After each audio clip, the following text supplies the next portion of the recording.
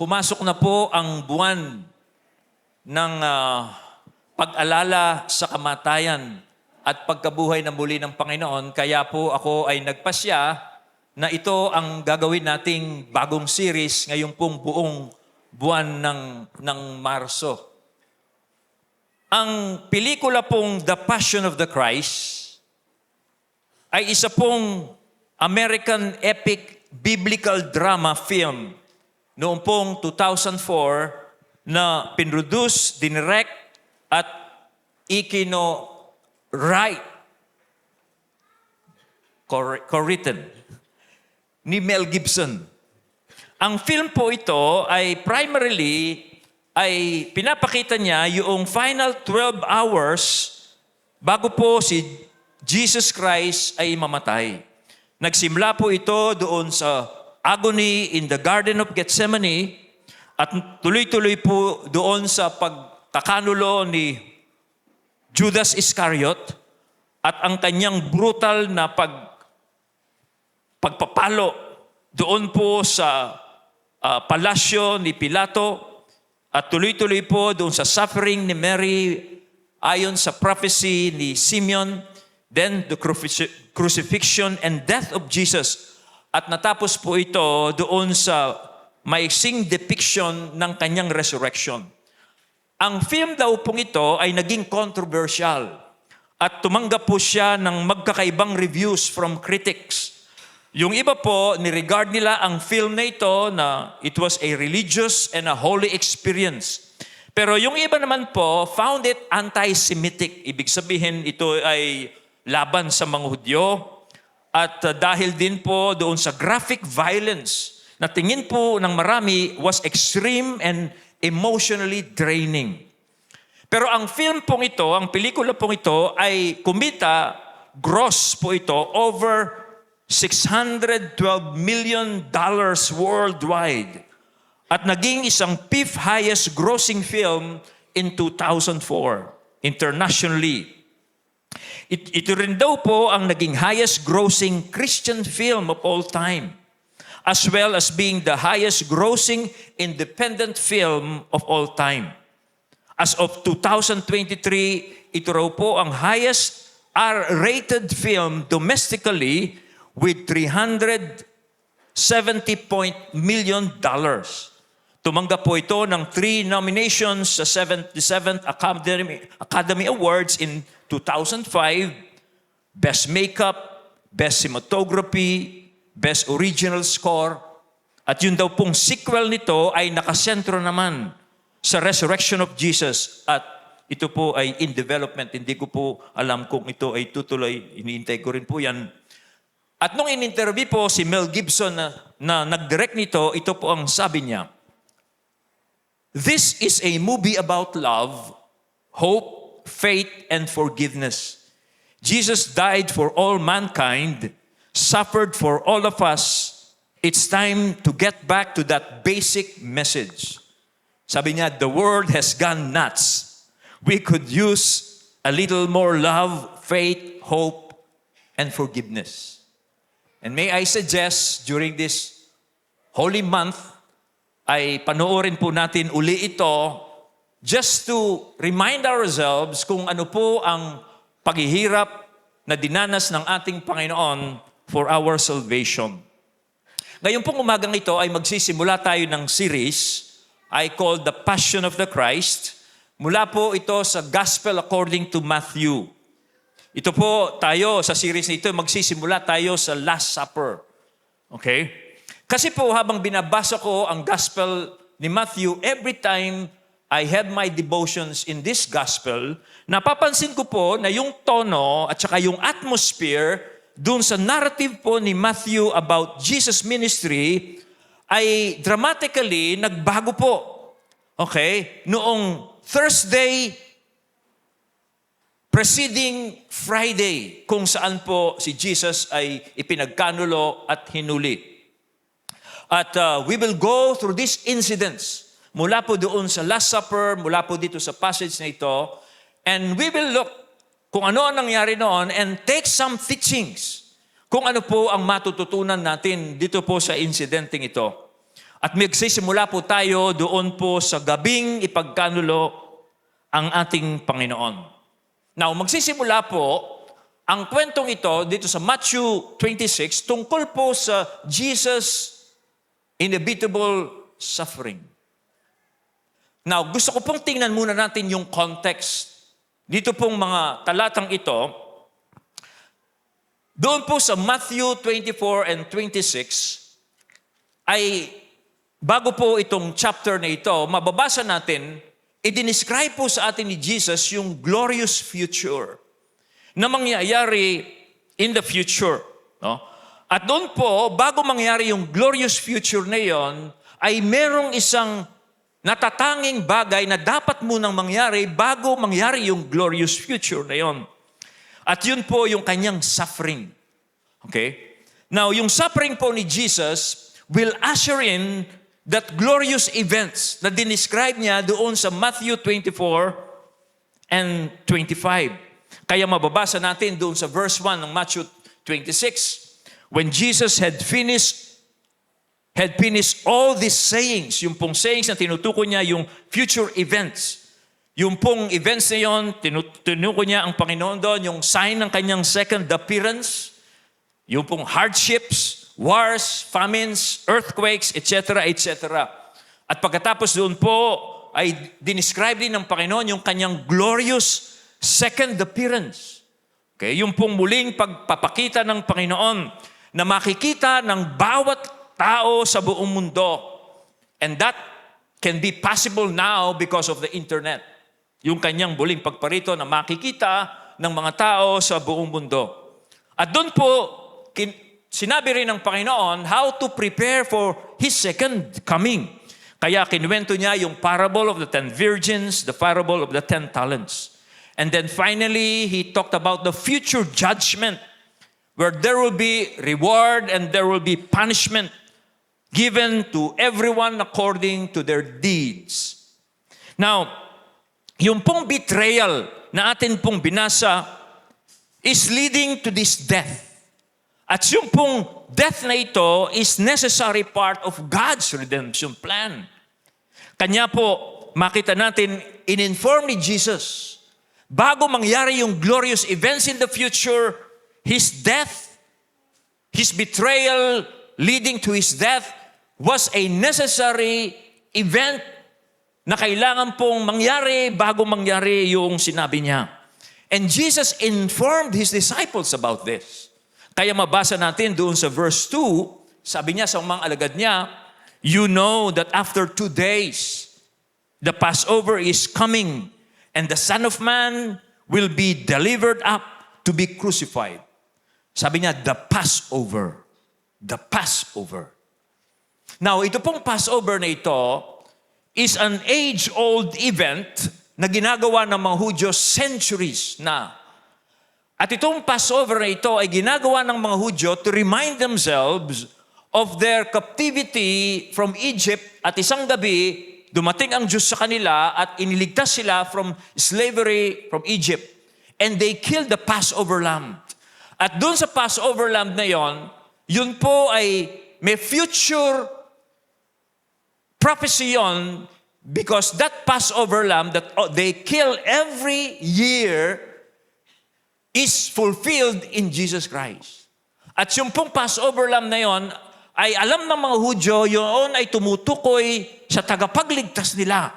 Kaya sabi ni Jesus that night, 2 days, the Passover will come. Because Jesus came to fulfill that prophecy. Kung ano yung pinapatay nilang lamb, 1-year-old lamb, during this Passover night, Jesus will fulfill it. Kaya ito pong sinasabi ni Jesus na ito ay He came to fulfill this. Now, paano po mangyayari ito? Na yung tagapagligtas na sinisimbolize ng Passover lamb na yon ay mangyayari. Nung gabing yon, dinescribe ni Jesus kung anong mangyayari. Kung paano mangyayari yon. Una, mangyayari yon by the conniving plot of their leaders.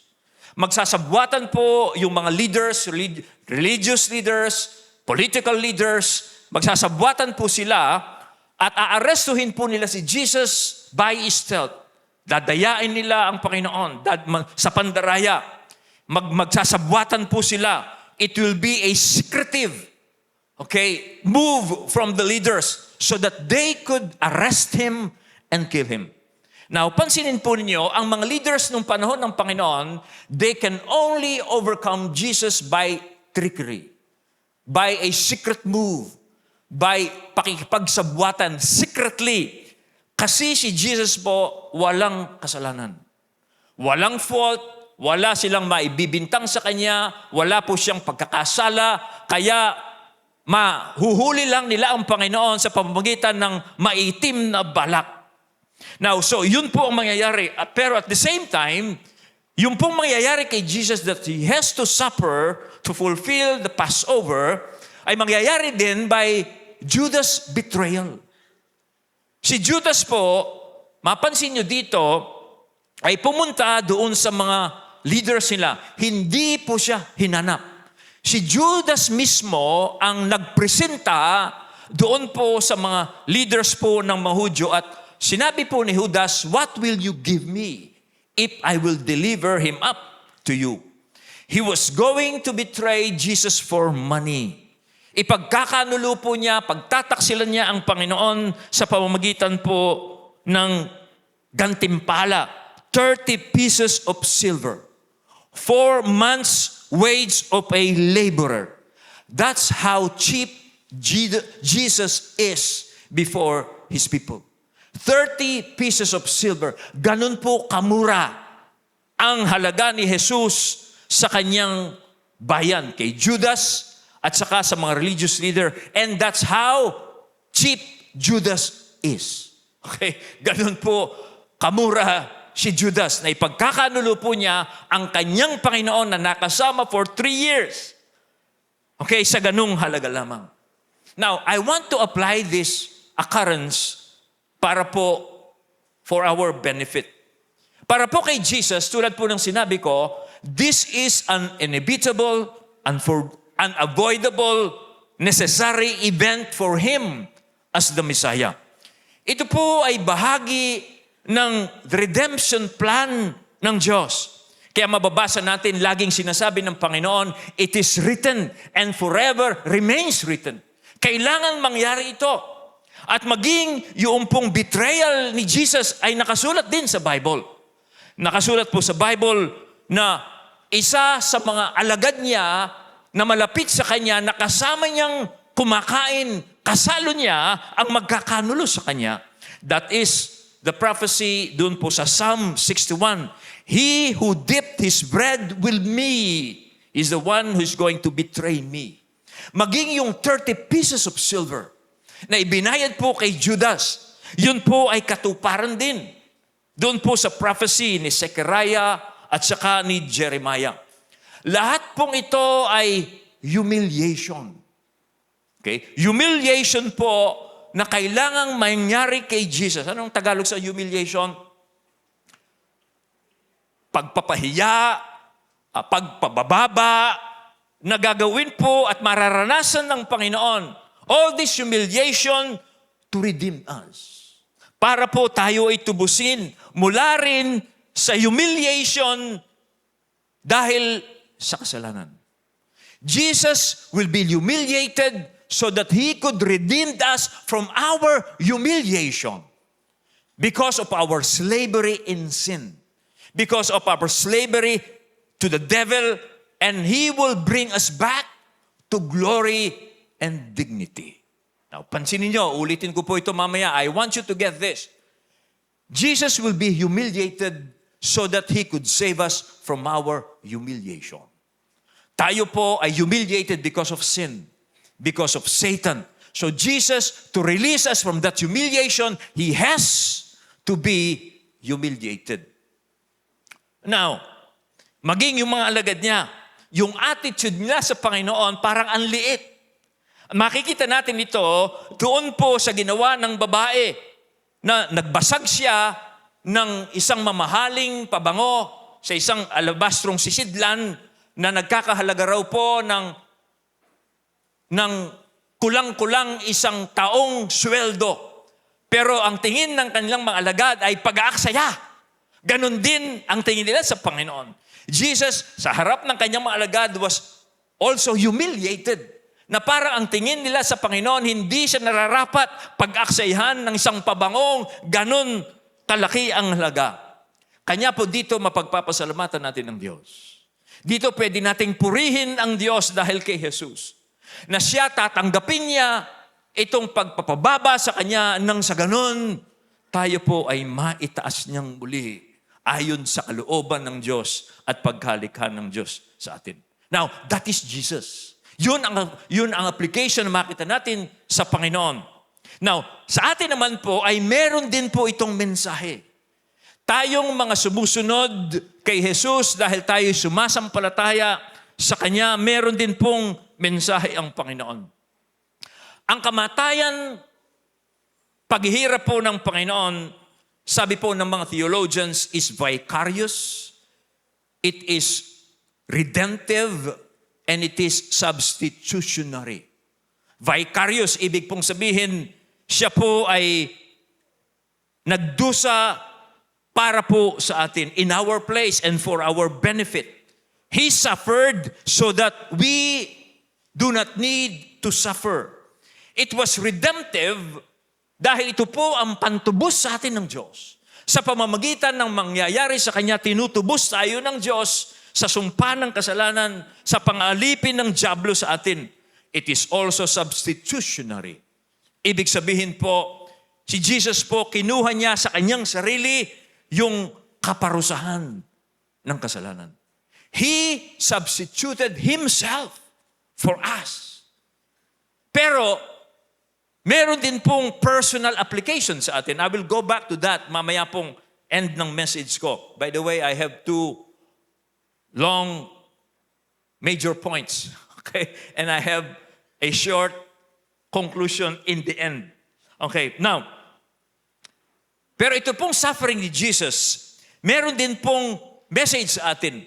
Nangyari din po ito kay Jesus because Jesus is also giving us examples when we are undergoing sufferings.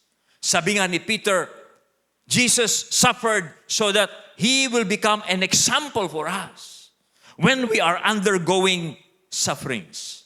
Now, ano po ang example ni Jesus? Ito po. Were you cheated? Kayo po ba ay dinaya na? Well, I want to tell you, Jesus was also cheated.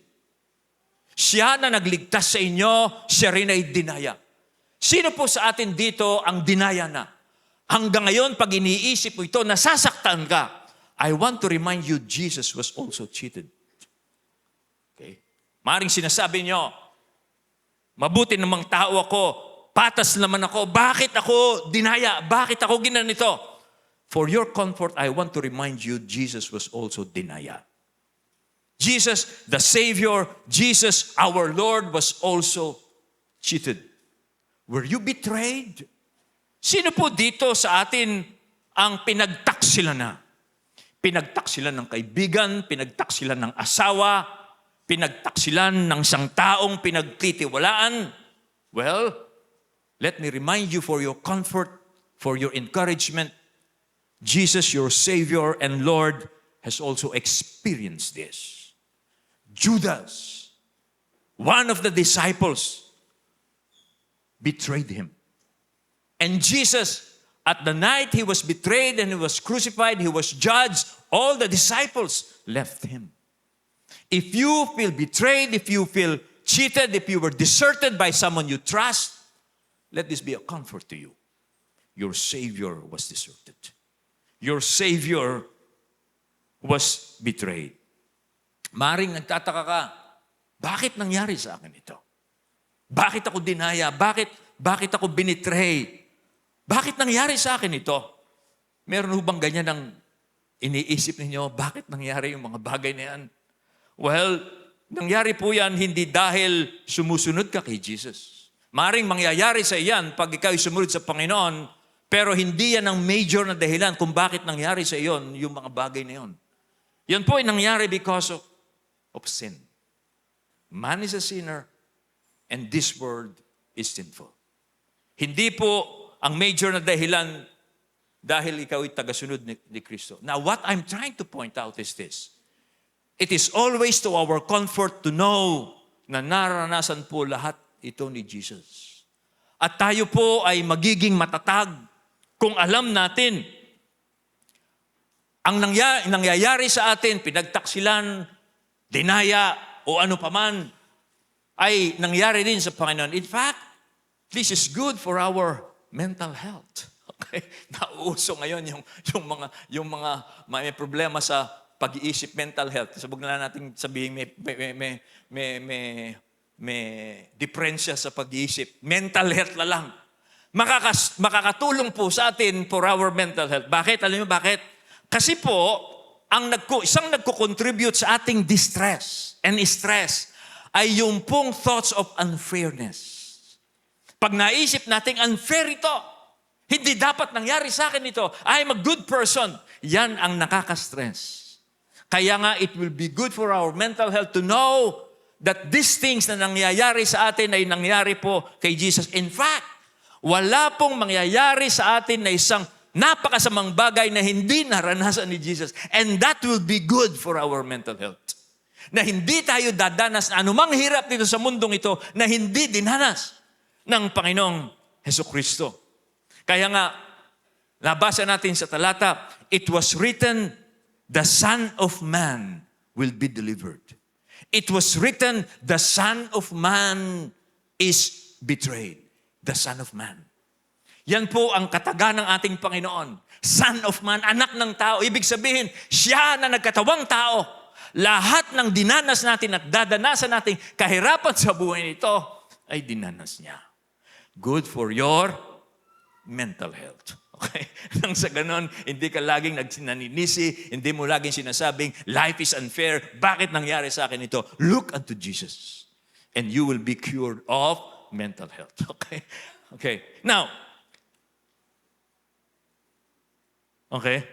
So, yung sufferings po ni Jesus should take out the sting out of our sufferings.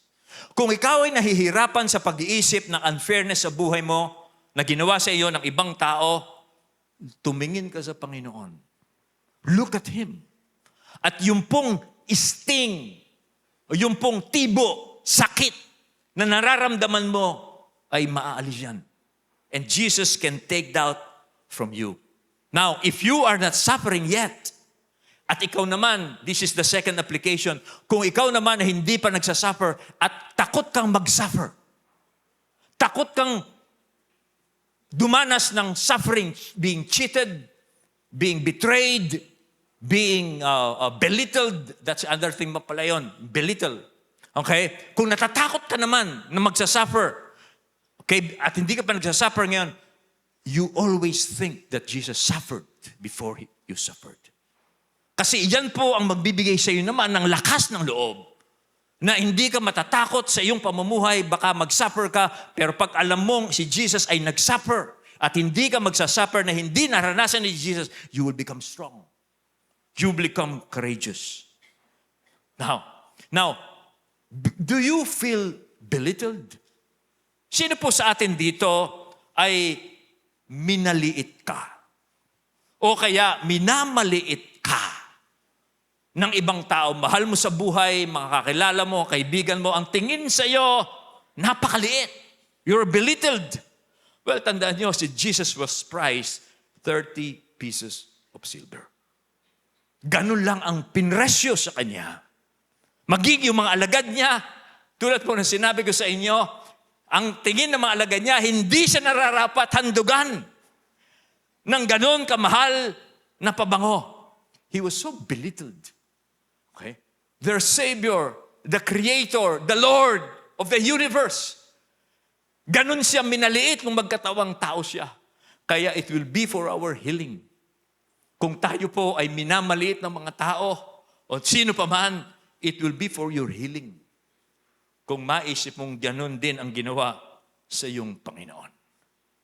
Now, ang maring tanong natin, paano pong nakayanang ni Jesus ang lahat ng mga bagay na ito?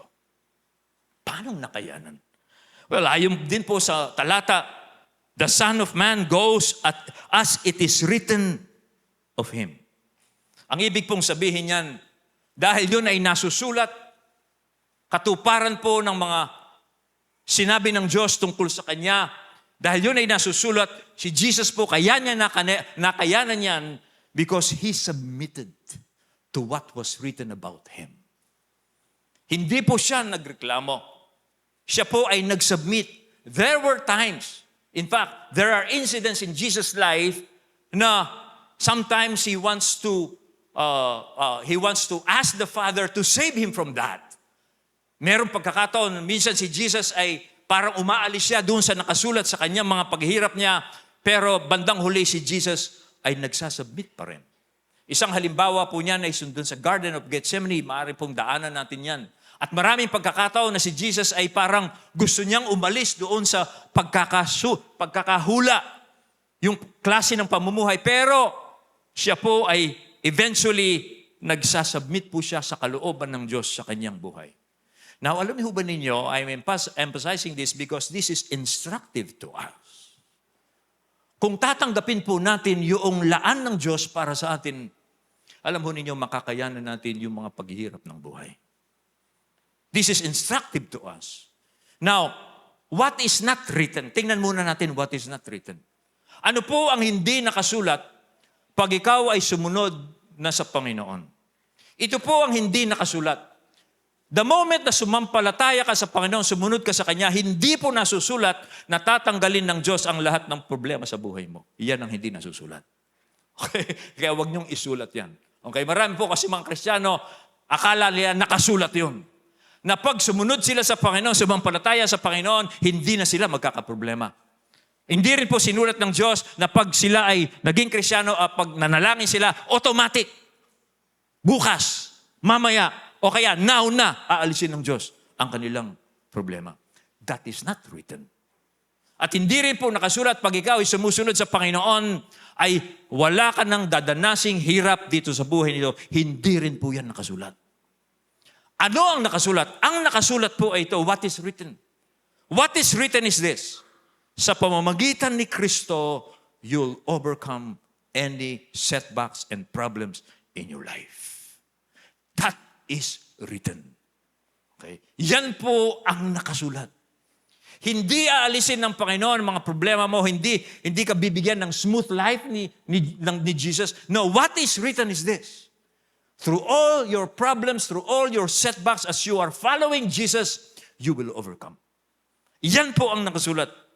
Sa John 16:33, it says, I have told you these things, sabi ni Jesus, so that in me you may have peace. In this world you will have trouble, but take heart. I have overcome the world. That is written. Ano pa po ang nakasulat? Ang nakasulat po ay ito. Anumang problema, anumang trouble ang kadanasin natin sa buhay na ito, it will not separate us from the love of Christ. That is written. Ang nakasulat ay ito. Anumang setbacks ang dadanasin mo, dinadanas mo ngayon sa iyong buhay as a Christian, hindi yan makapaghihiwalay sa iyo sa pag-ibig ni Kristo. That is written. Okay? That is written. Again, sa Romans 8:35-37, sabi po ni St. Paul, who shall separate us from the love of Christ? Shall trouble, hardship, persecution, or famine, or nakedness, or danger, or sword? It is written. As it is written, for your sake we face death all day long.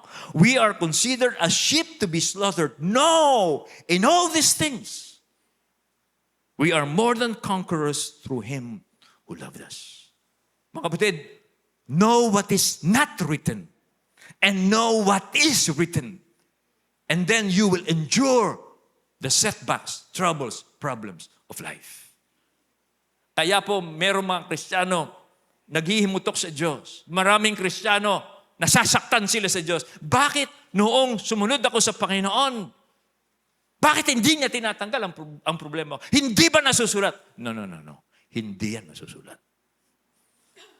Magkakaroon ka ng stress, it will not be good for your mental health, okay?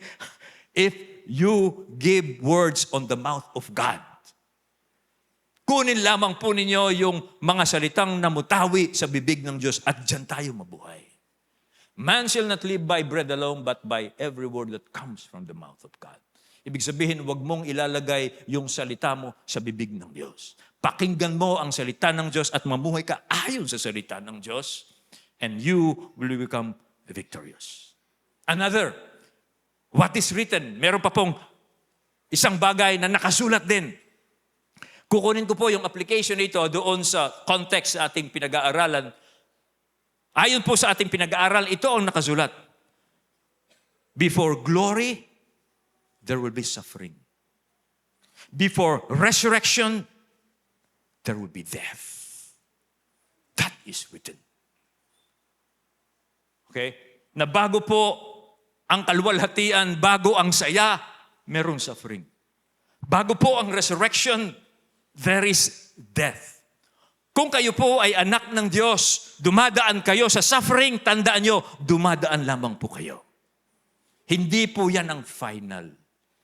Hindi po yan ang sukdulan ng inyong sukdulan na kalooban ng Diyos sa inyong buhay. Kung dumadaan kayo, o kung dumaan man kayo sa isang suffering, dumadaan kayo sa isang matinding pagsubok, tandaan po ninyo, hindi po yan ang wakas. Dumadaan lang kayo dyan. Ang dulo po niyan is victory. Ganyan po lagi ang mga pamamaraan ng Diyos. Mga kapatid, tumagal na po akong Kristiyano noon, takot akong dumaan sa suffering. I thought, suffering will kill me, hardship will kill me. But I found out that is not the way God works. God, to teach us about our faith, to make us strong in our faith, will allow us to go to suffering. So that through that suffering, He will reveal His victory. He will reveal who He is when we are going through suffering. Tandaan nyo, before death, or before resurrection, there will be death. Yan po ang isang bagay na dapat po nating maintindihan sa mga pamamaraan ng Diyos. Yan po ang what is written. It is written, you will rise up. That is written. Ikaw ay tatayong muli. Kaya isa pong verse, when I was a new Christian, because I was afraid to go through sufferings like you. Okay? Pero when I found out the ways of God, na yung palang mga hirap ng buhay, hindi ito ang sukdulan ng isang sumusunod kay Kristo. When I read this verse, it really strengthened my heart. Ano yung verse na yan? Pwede ba nating basahin yung pong Micah 7:8? Basahin natin ng malakas. Nandiyan ba yan? Micah. Okay, basahin natin malakas. Rejoice not over me, O my enemy. When I fall, I shall rise. When I sit in darkness, the Lord will give a light to me. That is written. When I fall, I will rise up. When I sit in darkness, the Lord is my light. That is written. Kaya po, ano pong application dito? On with the struggle.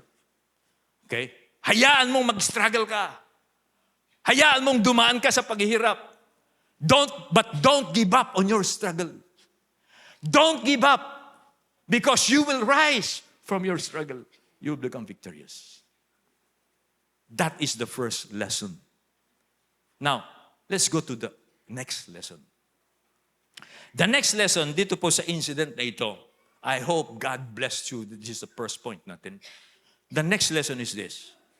We should learn to accept the good and the bad dualities of life. Kailangan po nating matutunan, tanggapin yung the good and the bad dualities of life. Anong ibig sabihin ng dualities of life? Dualities of life is like this. Pag meron pong mabuti, merong masama. Wala pong perfect condition sa buhay nito. Kasama po ng mabuti, laging merong masama. Baga sa pelikula, merong bida, merong kontrabida. Kailangan po nating matutunan yan. Now, dun po sa kwento, makita natin, dun po sa mga plotting, pagbabanta, pagsasabwatan ng mga leaders, in connivance with Judas' betrayal of Jesus, meron pong mga magandang makita natin doon.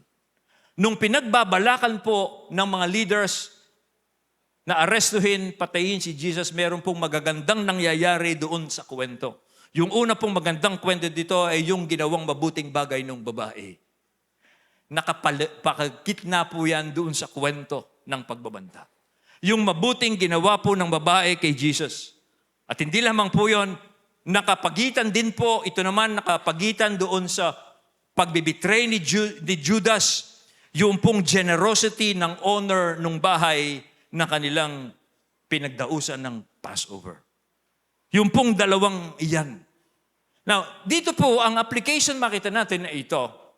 Sa pagtupad po natin ng layunin ng Diyos sa buhay na ito, lagi pong merong bida, laging merong kontrabida. Now, una, tingnan natin yung mabuting ginawa po ng babae. Mabuti yung ginawa ng babae, pero sa gitna po noon, nandun po yung matinding galit ng mga alagad ng Panginoon. Merong bida, merong kontrabida. Okay? Ano pong matututunan natin doon sa nangyari yon? Yung babaeng yon, binuhusan niya ng napakamahal na pabango ang Panginoon, pero yung matinding galit naman ng mga alagad. Anong matututunan natin doon? Una, sa mga kontrabida. Sa mga kontrabida, wag po tayo o kayo masyadong pintasero. Doon po sa mga iniisip nating overacting na ginagawa ng ibang tao para ipakita nila yung kanilang pag-ibig sa Panginoon. Wag po natin masyadong pipintasan si brother or si sister na sobrang overacting siya o sobra-sobra yung kanyang ginagawa para patunayan niya ang kanyang pag-ibig sa Panginoon. Alam niyo kung bakit? Kasi po, ang maaring tingnan nating ito ay pag-aaksaya, ito po ay tinatanggap ng ating Diyos na kapahayagan ng matinding pag-ibig. Dito pansinin niyo, ganun tinanggap ng Panginoon yung pong extravagance ng babae. Na ito ay tanda ng kanyang pag-ibig sa Kanya. Ito po maaaring tandaan natin. Wala po tayong ibibigay sa Panginoon mula po sa pag-ibig natin sa Kanya ang sayang. Huwag nating iisipin ng isang kapatid o isang tao ay nag-aaksaya siya ng kanyang oras, ng kanyang pera, binibigay niya sa Panginoon kung saan ang ibinigay na lang niya sa mga mahihirap. Hindi sana aksayon, huwag po nating iisipin yan. Maaring sa atin, ang tingin natin pag-aaksaya, pero sa harapan po ng Diyos ay katanggap-tanggap. Meron po tayong kapatid dito, nung nagre-raise tayo ng pera, natandaan nyo, meron tayong binibiling lote dyan po sa Kalumpit, 4 million. At nag-raise tayo, nag-pledge tayo ng mga pera para mabili natin yung loteng yon, 2.4 hectares. At doon po tayo sa kabila noon, meron pong isang kapatid na magbibigay ng kanyang pledge. Ito po ay nakalimutan niya sa bahay nila. At nung ibibigay na, nakalimutan niya, wala, hindi pala dala. Ngayon, tumawag siya doon po sa bahay nila na tagpuan ito ng kanyang mother-in-law. At nung po matagpuan ng mother, ang kapal, isang sobre, napakaraming pera. At sabi po ng mother-in-law niya, ibibigay mo lang to sa church. Opo, sabi nung, hindi naman po yan sa sarili ko pong pera, pinag-ipunan ko po yan. Hindi mo kayo ibibigay ito. Hindi maintindihan ng mother-in-law. Yung po bang mga bagay na yan, ang isang taong walang espiritu ng Diyos, walang pananampalataya sa Diyos, hindi nila maintindihan yung mga extravagance na yan. Kaya isa pang matutunan natin dito ay yung huwag nating pupulaan ng isang taong yung kanyang pag-ibig sa Panginoon, yung expression ng kanyang pag-ibig sa Panginoon ay ganun-ganun na lang. Kasi maaring sa tingin ninyo pag-aaksaya, pero ito'y tatanggapin ng Panginoon ng buong puso. Dahil ito ay kapahayagan ng kanyang pag-ibig sa Panginoon. Ito man po ay pera, po ay paglilingkod or whatever. Doon, yun po ang mensahe sa mga kontrabida. Ngayon, sa mga bida naman, sa mga bida, mag-expect po kayo ng mga oposisyon pag kayo po ay gumagawa ng kabutihan para sa Panginoon. That is for the bida. Pag gumagawa po kayo ng kabutihan, mag-expect kayo, hindi lahat ng tao ay aayon sa inyo. Kaya wag po kayong mawawalan ng loob when there are opposition while you are thinking and doing what is good. Dito po sa kwento, take courage. Si Jesus po, lagi niyang pinapanigan yung mga bida. Kahit na merong kontrabida, si Jesus, papanig siya doon po sa mga bida. Anong sabi niya doon sa kwento? Why are you troubling this woman? Bakit niyo ginagambala itong babae? She has done a beautiful thing to me. In fact, pag po ang isang lingkod ng Panginoon at sa kanyang paglilingkod ay pinupula siya, yung sobrang pagpupula doon sa taong iyon, alam po ninyo ang Panginoon, lalo niyang ipakikitang mahal niya yung taong iyon. Dito yung babae, mapansin ninyo, sabi ng Panginoon, in pouring this ointment in my body, she has done it to prepare me for burial. Sobrang pagpupula, pero sabi ni Jesus, pinakita ni Jesus talagang tinatanggap niya ito. Lalo niyang tinanggap yung paghandog ng babae ito kasi sobrang pagpupula, pinahihiya ng mga alagad yung mga ginawa ng babae. Kaya si Jesus, sabi niya, saan man ipangangaral ang mabuting balitang ito, yung ginawa ng babae ay babanggitin sa pag-alaala sa kanya. Yun po ang sinabi ni Jesus. The gospel will be preached around the world. Pero yung ginawa ng babae ay hindi makakalimutan. Along with the preaching of the gospel, her deed, sabi niya, ay aalalahanin in memory of her. Alam niyo anong nangyari dito? Si Jesus po, hindi na-anoint on the natural, usual way dahil po that was a Sabbath. Kaya po mabilisan ang ginawang paglilibing sa Panginoon, hindi na siya na-anoint. Okay? At noong pong i-anoint naman siya, dahil nga noong first day of the week, naalala nyo? Nung i-anoint ang Panginoon nila Mary Magdalene, at saka po yung other Marys, hindi rin nila na-anoint si Jesus. Why? Because of the resurrection. Kaya sabi ni Jesus, yung ginawa ng babae was a beautiful thing. Kasi wala nang time para ko i-anoint. It will be a Sabbath. They have to bury me quick. And then, in the resurrection, I cannot be anointed because I will rise again. Kaya sabi ni Jesus, what this woman did was very beautiful. She was preparing me for my burial.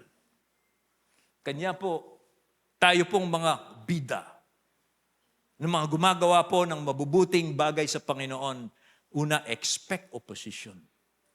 And do not be discouraged when people are opposing you.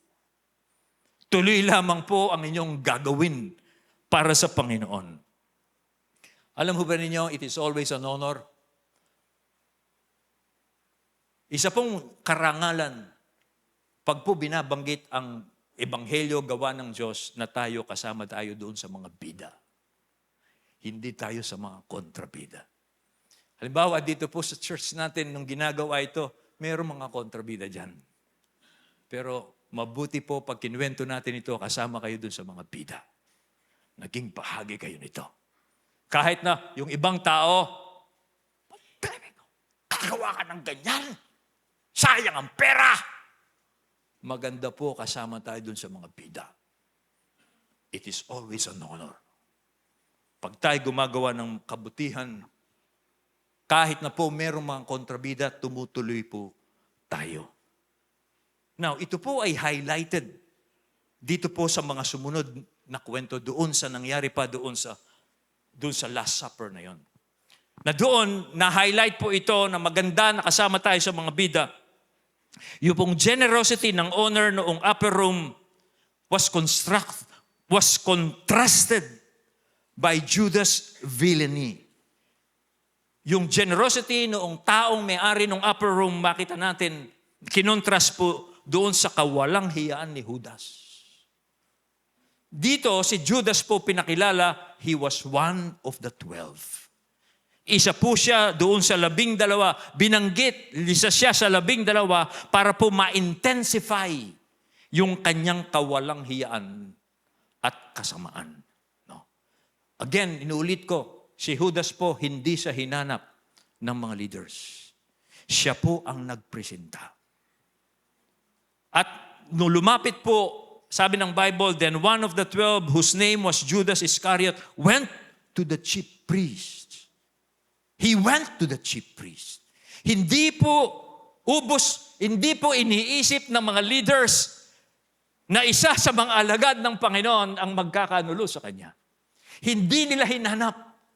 Hindi nila pwedeng arestuhin si Jesus in public. Baka magkagulo kung piyesta. Kaya, kailangan nila ng isang tao. In fact, hindi nila naisip ang solusyon dito ay isang taong tulad ni Judas. Lo and behold, Satan moved here. Para mangyari yung binabalak ng mga religious leaders at para mangyari ang nasusulat.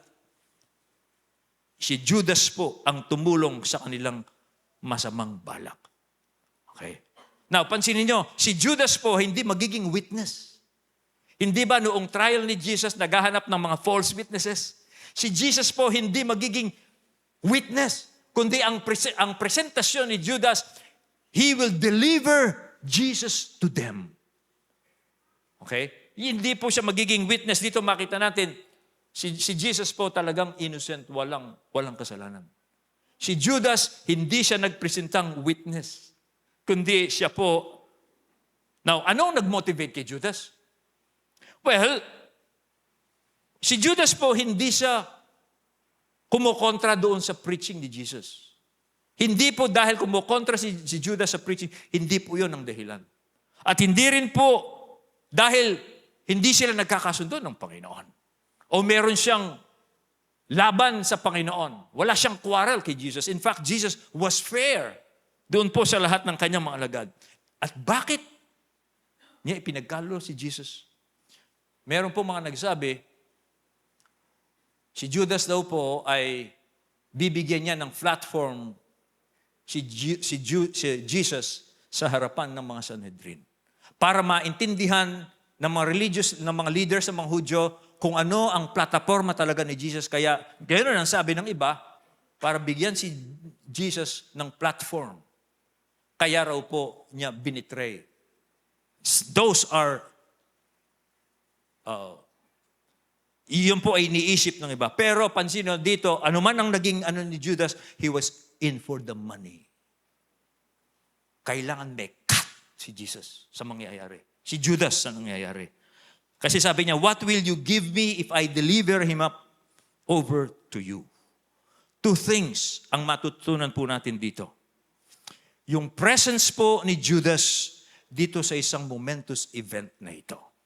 Momentous event dahil ito po ay fulfillment ng prophecies na si Jesus po as the Messiah. Two things ang matutunan natin dito. Una, there is always a mixture of good and bad among Jesus' followers. Meron po laging mabuti at masamang pagsasama doon po sa mga tagasunod ng Panginoon. Huwag po tayong mag-expect na merong perfect and pure community this side of heaven. Huwag kayong mag-expect niyan. Na ang lahat ng mga sumusunod sa Panginoon ay mabubuti. No. There will be bad. Meron pong mga, okay? Ito po mga ibang alagad, mapansin niyo, they were grieved. Nalungkot po sila nang sabihin sa kanila ni Jesus na isa sa kanila ang magtatraidor. Nalungkot po sila dahil sila ay mga nasa bida. At lagi pong masakit sa isang tapat sa Diyos pag meron pong isang kapatid na alam mong kasama mong sumusunod sa Panginoon ang alis. Nasasaktan ho ba kayo pag merong umalis? Dati niyong nakasama sa church, sa cell, pero bigla siyang umalis and bumalik siya sa mundo, lagi pong masakit yan. Kung yan po ay masakit, tanggapin natin, talagang masakit. Do not expect that every one of us will be faithful. Masakit po yan, pero tanggapin nyo yan. Yun po ang tinatawag nating duality of good and bad. Meron po kasi, yung iba, ayoko na. Kung ayaw nila, ayoko na rin. No, don't do that. Pansinin po ninyo si Jesus. Jesus is our example. Si Jesus po, alam niyang isa sa mga alagad niya ang magkakanulo sa kanya. Pero tinuloy pa rin niya yung Last Supper. Tinuloy pa rin niya yung Passover. What if si Jesus po, pinersonal niya yung ginawa ni Judas sa kanya? He never did it. Kaya sabi po ng talata, the Son of Man goes as it is written of him, but woe to that man by whom the Son of Man is betrayed. Tinuloy pa rin niya. Kahit na alam niyang merong magkakanulo sa kanya for 30 pieces of silver. Anong lesson to para sa atin? Mga kapatid, to fulfill our calling, let us by God's grace do the will of God despite the evil among us. Ituloy po natin ang kalooban ng Diyos, gawin natin ang kalooban ng Diyos, kahit na po merong masama sa ating kapaligiran. Halimbawa, if you are a leader, okay, kahit na meron pong member kayo, isang member na pasaway, huwag nyo i-close yung cell group nyo. Okay. Alagaan nyo yung natira. Kung leader ka, kung parents ka, kahit na merong isang pasaway na hindi sumasama sa family devotion, tuloy ka lang. Okay? Okay. That is the example of Jesus. Sabi mo ng Bible, do not be overcome by evil, overcome evil with good. Kahit na po merong mga oposisyon, merong bad apple dyan, kapatid, Jesus, nagtuloy siya. Kaya tayong mga susunod kay Jesus, an example. Kahit na may oposisyon, kahit na merong masama, tuloy tayo sa ating paggawa ng mabuti para po sa Panginoon. Amen po, kapatid. So, as I move on to my conclusion, I want to remind you again, huwag po tayong maging naive tungkol po sa mga bagay. Anong naive sa Tagalog? Huwag tayong maging simple yung isip. Anong naive pa sa Tagalog? Sorry. What is naive in Tagalog? Huwag tayong maging walang muwang sa mga bagay ito. Ano yung dapat hindi tayo walang muwang? Una, there will be good and bad duality. Sa gitna ng kabutihan natin, merong oposisyon, merong masama. At saka, isa pa, there will be no pure company. Laging merong, wala pong perfect na grupo, walang perfect church, walang perfect congregation. We have to accept this. Yan po, and if you will do this, you will be better off in this life. And then the last thing, this is my conclusion. Jesus' sufferings are necessary for our redemption. Before glory, there is suffering. Before the resurrection, there is passion. Yan po ay laging paraan ng Diyos sa atin. Lagi yan, ganyan ng Diyos. Okay? Pero sa Jesus po, kay Jesus, ipinakita rin po sa atin ng Diyos yan. Pero iba ang para kay Jesus. Yung suffering po ni Jesus, babalik po ako doon sa, yung suffering and death ni Jesus is vicarious, redemptive, substitutionary. When I say vicarious, He suffered in our place and for our benefit. Jesus suffered so that we need not suffer. Pag sinabi nating redemptive, it is to redeem us because we cannot redeem ourselves. Pag sinabi nating substitutionary, Jesus took upon Himself the punishment of our sin. We cannot save ourselves. Pero si Jesus ang nag-substitute. Siya ang binigay ng Diyos to substitute, to take our punishment for our sin. All ito po'y para sa lahat ng mga sumasampalataya para maka-attain tayo sa glory ng Diyos. Yan po ang nangyari kay Jesus. Ayon sa nasusulat, the Son of Man will go as it is written of Him. Okay? Now, meron pong mga naniniwala na yung pong ginawa ni Jesus was purely example for ethical practices. Tulad po dun sa first part ng message ko. That is also true. At ang paniniwala nila, Jesus' suffering was purely for ethical example sa mga tao. Okay? Na yung kanyang humiliation to redeem us was only for that. Pero tandaan po ninyo, tulad po ng binabanggit ko sa inyo dito, yung kanyang humiliation was to redeem us from our humiliation. To bring us to God's glory. Now, paano mong nalalaman na naintindihan mo itong vicarious, redemptive substitution? Paano mong malalaman sa iyong sarili na naintindihan mo yan? At sa tulong ng banal na Espiritu, naintindihan mo na ang ginawa ni Jesus hindi lamang for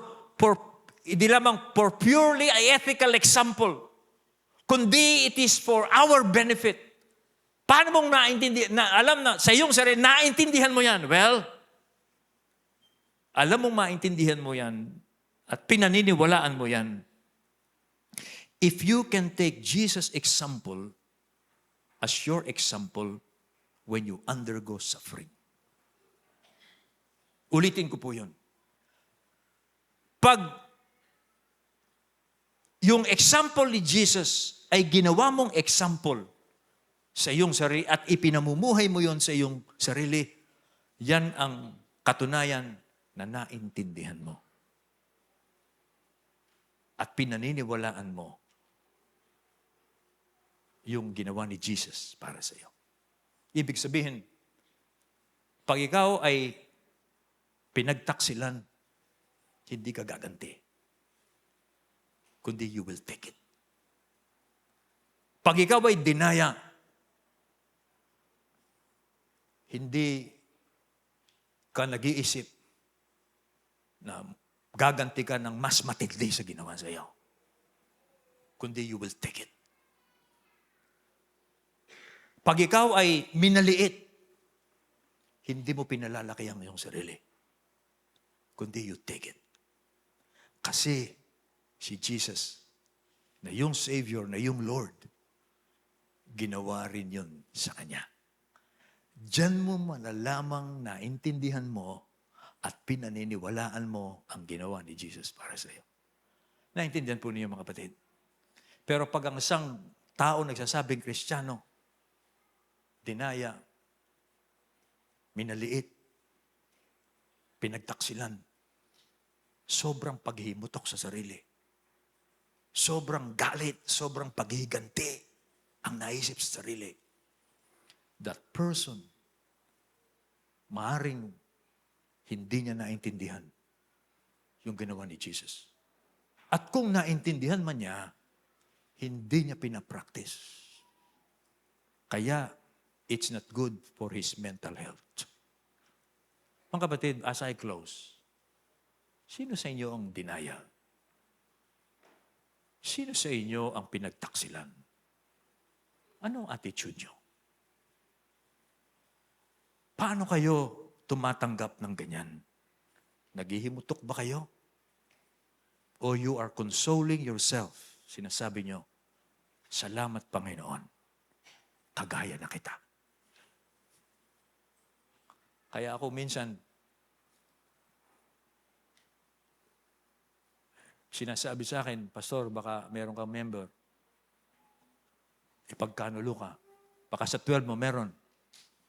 Sabi ko po sa kanila, salamat sa Diyos. Kamukha ko na si Jesus. It is always a privilege. Diyan mo naintindihan.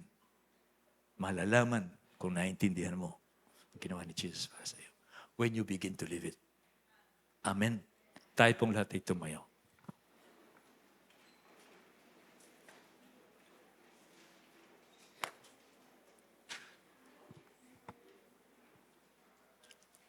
Panalangin ko po sa Panginoon ngayong umagang ito. Maintindihan natin yung ginawa ni Jesus para sa atin. Nang sa ganon, mamuhay tayo sa mundong itong matapang. Malakas ang loob. Hindi nahihiya. Dahil sa gitna po ng mundong ito, nakapaligid po tayo ng mga tao hindi sumasampalataya. Huwag tayong mahihiya, huwag tayong matakot. Dahil ang ating Panginoon, namuhay ding tulad natin. Pero nagtagumpay siya. Kaya sa pamamagitan niya, magtatagumpay tayo. Aming Amang Diyos, nagpapasalamat kami sa iyo sa mensahe mo sa amin ngayong umagang ito. Kaming mga sumusunod sa Panginoong Jesucristo, binigyan niya kami ng halimbawa kung papaano namin tatanggapin yung masasamang nangyayari sa aming buhay na ito. Salamat dahil siya'y nagtagumpay, nakasulat kami rin ay magtatagumpay.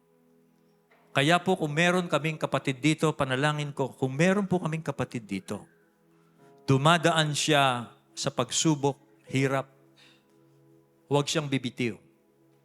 Dahil ang dulo nito ay pagtatagumpay. Pinadadaan mo siya dito sa hirap, setbacks, para ipakita mo ang iyong tagumpay sa dulo.